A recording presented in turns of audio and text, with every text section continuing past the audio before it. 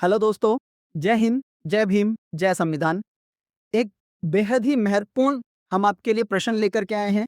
महत्वपूर्ण ये टॉपिक है SPSS statistical package for the social sciences.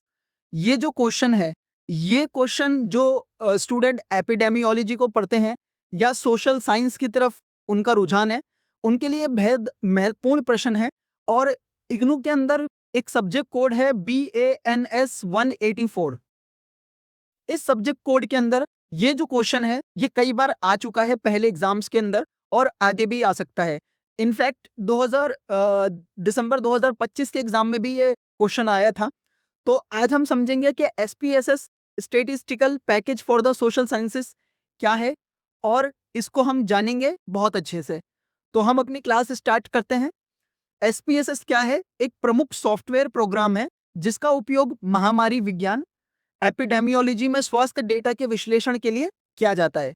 स्वास्थ्य डेटा का एक तरीके से हेल्थ का जो डेटा होता है उसका अध्ययन किया जाता है, विश्लेषण किया जाता है इस एसपीएसएस सॉफ्टवेयर के थ्रू। यह चिकित्सा और अनुसंधान से जुड़े बड़े और जटिल डेटा सेट को आसानी से प्रोसेस, विश्लेषण और विजुअलाइज ग्राफ या चार्ट में बदलना करने में मदद करता है। एक तरीके से क्या है, ये जो सॉफ्टवेयर है ये क्या कर रहा है कि जो भी पूरा प्रोसेस होता है विश्लेषण उस पर करके और विजुलाइज करके उसे चार्ट में लेकर के आता है ताकि अंडरस्टैंड करने के लिए इजी रहे। अगर कोई भी चीज हम चार्ट में देखेंगे तो हमारे लिए थोड़ा इजी हो जाता है, ग्राफ में हमें ज्यादा बेटर तरीके से अंडरस्टैंड हो पाता है। आगे देख लेते हैं। महामारी विज्ञान में इसके प्रमुख उपयोग जो है वो निम्नलिखित हैं। पहला है इसके अंदर डेटा प्रबंधन, डेटा मैनेजमेंट।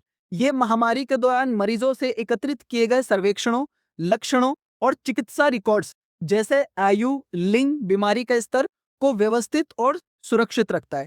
ये देखिए, आप अगर एक डेटा निकाल लेते हो, अगर एक डेटा रहता है आपके पास में, तो उससे क्या होता है कि फिर जितने भी रिकॉर्ड होते हैं वो अच्छे से आप अपने पास कैरी कर सकते हो। दूसरा क्या है, इसमें महामारी के रुझान, डिसीज ट्रेंड्स को चेक किया जा सकता है। शोधकर्ता इसके द्वारा ये पता लगाते हैं कि कोई बीमारी किस दर, प्रेवलेंस और इंसिडेंस से फैल रही है, मतलब उसके पीछे फैलने का कारण क्या है।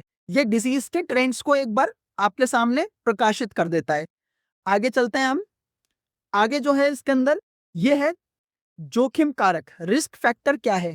ये बीमारी के कारणों और जोखिम कारकों का पता लगाने के लिए रिग्रेशन और कॉरिलेशन जैसी सांख्यिकी तकनीकों का उपयोग करता है। ये दोनों जो है, रिग्रेशन हो गया या कॉरिलेशन हो गया, ये क्या है, एक तरीके की सांख्यिकी तकनीक है। ये एक तरीके की है ना, डेटा को एक तरीके से कैप्चर करने की। तो इससे क्या पता चलता है, जोखिम का कारक पता चलता है, रिस्क फैक्टर आपको इसमें दर्शाया जाता है। इसके बाद आता है परिकल्पना परीक्षण, हाइपोथेसिस टेस्टिंग। नई दवाओं या उपचारों के प्रभाव को मापने के लिए ये टी टेस्ट या ची स्क्वायर जैसे टेस्ट करता है जिससे वैज्ञानिक सटीक निष्कर्ष निकाल सके। ये देखिए, ये दो तरीके के टेस्ट करता है, एक को टी टेस्ट करता है और क्या करता है, ची स्क्वायर टेस्ट करता है।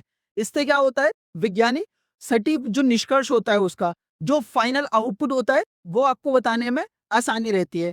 अगर हम इसे संक्षेप में देखें, ये किसी भी बीमारी के प्रसार, उसके कारणों और उपचार के प्रभावों को गणितीय और वैज्ञानिक रूप से समझने के लिए एक आवश्यक टूल है। ये एक तरीके का टूल है जो क्या कर रहा है, आपको सांख्यिकी बता रहा है और गणितीय और वैज्ञानिक रूप से उसका पूरा डेटा आपको दे रहा है ताकि आप उसको बहुत अच्छे से अंडरस्टैंड कर सकें। तो ये था काफी महत्वपूर्ण प्रश्न एसपीएसएस, जो कि नॉर्मली एपिडेमियोलॉजी में काफी ज्यादा बार पूछा जाता है, सोशल साइंस में कई बार पूछा जाता है। तो आप इसको अच्छे से प्रिपेयर कर लीजिएगा।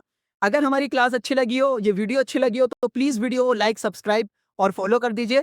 बाकी हमने BNS 184 पर पूरी क्लास रेडी कर रखी है। आप हमारे वीडियो फीड में जाकर के BNS 184 की क्लास को देख सकते हो। उसमें बहुत सारे महत्वपूर्ण प्रश्न है, वो प्रश्न भी कई बार एग्जाम्स में आ चुके हैं, तो आप उनको भी अच्छे से प्रिपेयर कर लीजिएगा। बाकी all the best for your exam. So thank you so much.